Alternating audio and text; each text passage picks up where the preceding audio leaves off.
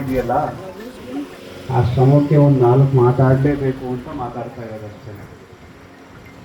ಇವತ್ತು ಬೆಗಂಪುರದಲ್ಲಿ ನಮ್ಮ ಪರಮ ಪೂಜ್ಯ ಶಿವಕುಮಾರ ಮಹಾಶಿವರವರ 119ನೇ ಜನ್ಮದಿನೋತ್ಸವನ ಅತ್ಯಂತ ವಿಜೃಂಭಣೆಯಿಂದ ಆಚರಣೆ ಮಾಡಬೇಕು ಅಂತ ಒಂದು ಸಂಕಲ್ಪ ಇತ್ತು. ಕಾರಣಾಂತರಗಳಿಂದ ಅದು ಸಾಧ್ಯ ಆಗಲೇ ಇದ್ರೂ ಸಹ ನಮಗೆಲ್ಲ ಇಂಥ ಸಮಯದಲ್ಲಿ ನಾವೆಲ್ಲ ಸೇರಬೇಕು ಅಂತ ಪೂರ್ವ ನಿಯೋಜಿತವಾಗಿ ಒಂದು ನಿಶ್ಚಯ ಆಗಿರುತ್ತದೆ. ಬಹುಶಃ ಮಧ್ಯಾಹ್ನ ಬಂದಿದ್ರೆ ತುಂಬಾ ಬಿಸಿಲಿರ್ತಾ ಇತ್ತು ಏನೋ, ನೀವೆಲ್ಲ ಈ ತರ ಕೂತ್ಕೊಳ್ಳೋಕೆ ಸಾಧ್ಯ ಆಗ್ತಿರ್ಲಿಲ್ಲ. ಅದಕ್ಕೆ ಎಲ್ಲರಿಗೂ ಸಮಾಧಾನವಾಗಿರ್ಲಿ ಅಂತ ಸೂರ್ಯನು ಸಹ ನಿಮಗೆ ಕೃಪಾ ಕಟಾಕ್ಷ ತೋರಿ ತಂಪಾದಂಥ ಸಮಯದಲ್ಲಿ ನೀವೆಲ್ಲ ಸೇರಿರುವಂಥದ್ದು ನಿಜಕ್ಕೆ ಸಂತೋಷ ಆಗ್ತಾ ಇದೆ. ನಾವೆಲ್ಲ ಈ ನಾಡು ಕಂಡಂಥ ಶ್ರೇಷ್ಠ ಸಂತ, ಮಹಾ ಜಂಗಮ ಸ್ವರೂಪಿ, ನಡೆದಾಡುವಂಥ ದೇವರು, ಕಾಯಕ ಯೋಗಿಗಳು, ದಾಸೋಹ ಚಕ್ರವರ್ತಿ, ಈ ಥರ ಅನೇಕ ಅಭಿಮಾನದಿಂದ ಅನೇಕ ಬಿರುದಾಂಕಿತವನ್ನು ಕೊಟ್ಟು ನಮ್ಮ ಹೃದಯ ಕಮಲದಲ್ಲಿ ಸದಾಕಾಲ ಸ್ಮರಣೆಗೈಯುವಂತಹ ಒಬ್ಬ ಶಿವಯೋಗಿಗಳವರ ಒಂದು ಜನ್ಮದಿನೋತ್ಸವದಲ್ಲಿ ನಾವೆಲ್ಲ ಆಸೀನರಾಗಿದ್ದೇವೆ. ಬಹುಶಃ ನಮ್ಮ ಕರ್ನಾಟಕ ಅಲ್ಲ, ಭಾರತಾದ್ಯಂತ ನಮ್ಮ ಶ್ರೀಮಠದ ಎಲ್ಲಿ ಹಳೆ ವಿದ್ಯಾರ್ಥಿಗಳಿದ್ದಾರೋ, ಹಿತೈಷಿಗಳು ಎಲ್ಲಿದ್ದಾರೋ ಅವರೆಲ್ಲ ಅತ್ಯಂತ ಅರ್ಥಪೂರ್ಣವಾಗಿ ಈ ಕಾರ್ಯಕ್ರಮವನ್ನು ಆಯೋಜನೆ ಮಾಡ್ತಾರೆ.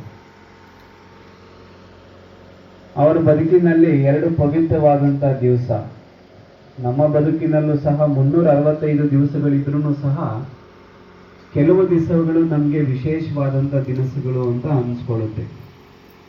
ನಮಗೆಲ್ಲ ಜನವರಿ 21 ಅಂತ ಬಂತು ಅಂದರೆ ನಾವೆಲ್ಲ ಒಂಥರ ಭಾವುಕರಾಗುವಂಥ ದಿನ. ಯಾಕಂದ್ರೆ ನಾಡು ಕಂಡಂತ ಒಬ್ಬ ಸರ್ವಶ್ರೇಷ್ಠವಾಗಿರ್ತಕ್ಕಂಥ ಪೂಜ್ಯರು ಮಹಾಲಿಂಗದೊಳಗೆ ಲೀನವಾದಂಥ ಕ್ಷಣ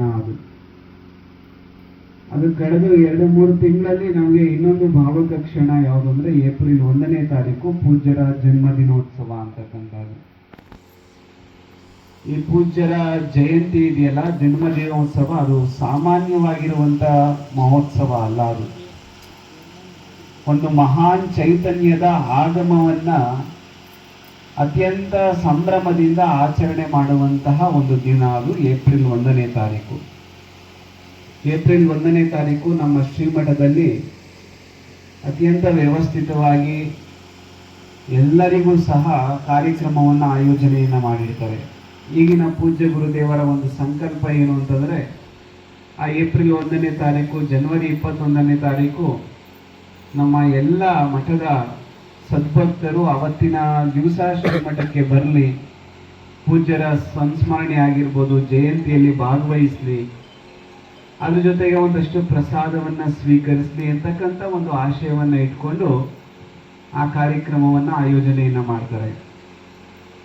ಬಹುತೇಕ ಹಳ್ಳಿಗಳಲ್ಲಿ ಸ್ವಯಂ ಪ್ರೇರಣೆಯಿಂದ ಈ ಕಾರ್ಯಕ್ರಮಗಳನ್ನು ಮಾಡ್ಕೊಂಡು ಬರ್ತಾ ಇರುವಂಥದ್ದು ನಾವು ಕಂಡಿದ್ದೇವೆ. ಇತ್ತೀಚಿನ ದಿನಗಳಲ್ಲಿ ಒಂದು ಸ್ವಲ್ಪ ಬದಲಾವಣೆಯನ್ನು ಮಾಡ್ಕೊಂಡಿದ್ದಾರೆ. ಏಪ್ರಿಲ್ 1ನೇ ತಾರೀಕು ಆಯೋಜನೆ ಮಾಡೋದಿಲ್ಲ, ಆ ತಿಂಗಳಲ್ಲಿ ಯಾವುದಾದ್ರೂ ಒಂದು ಸೂಕ್ತವಾಗಿರುವಂತಹ ಸಮಯದಲ್ಲಿ ಆ ಕಾರ್ಯಕ್ರಮವನ್ನು ಆಯೋಜನೆ ಮಾಡುವಂಥದ್ದು ಒಂದು ಇತ್ತೀಚಿನ ರೂಢಿಗತವಾಗಿ ಬಂದಿರುವಂಥ ಒಂದು ಸಂಪ್ರದಾಯವಾಗಿದೆ ಇವತ್ತು. ಅದರಂತೆ ಇವತ್ತೂ ಸಹ ಈ ಕಾರ್ಯಕ್ರಮ ಈ ಕ್ಷಣದಲ್ಲಿ ಆಯೋಜನೆಗೊಂಡಿರುವಂಥದ್ದು. ನಮ್ಮ ನರ್ಸರೆಡ್ಡಿ ಆಗಿರ್ಬೋದು, ಶಿವಕುಮಾರ್ ಅವರಾಗಿರ್ಬೋದು, ದೇವೇಂದ್ರಪ್ಪ ಆಗಿರ್ಬೋದು, ಇವರೆಲ್ಲ ಈ ಭಾಗದಲ್ಲಿ ಹಳೆ ವಿದ್ಯಾರ್ಥಿಗಳನ್ನೆಲ್ಲ ಒಗ್ಗೂಡಿಸಿ ಹಿತೈಷಿಗಳನ್ನೆಲ್ಲ ಸಂಘಟನೆಯನ್ನು ಮಾಡಿ ಪ್ರತಿ ವರ್ಷವೂ ಪೂಜ್ಯರ ಜಯಂತಿಯನ್ನು ಬಹಳ ಅರ್ಥಪೂರ್ಣವಾಗಿ ಆಚರಣೆಯನ್ನು ಮಾಡ್ಕೊಂಡು ಬರ್ತಾ ಇರುವಂಥದ್ದು ನಮ್ಮ ಗಮನಕ್ಕೆ ಬಂದಿರುವಂಥ ವಿಚಾರ. ಅದು ಯಾಕೆ ಪೂಜ್ಯರನ್ನು ನಾವೆಲ್ಲ ಸ್ಮರಣೆಯನ್ನು ಮಾಡಿಕೊಳ್ಬೇಕು ಅಂತಂದರೆ,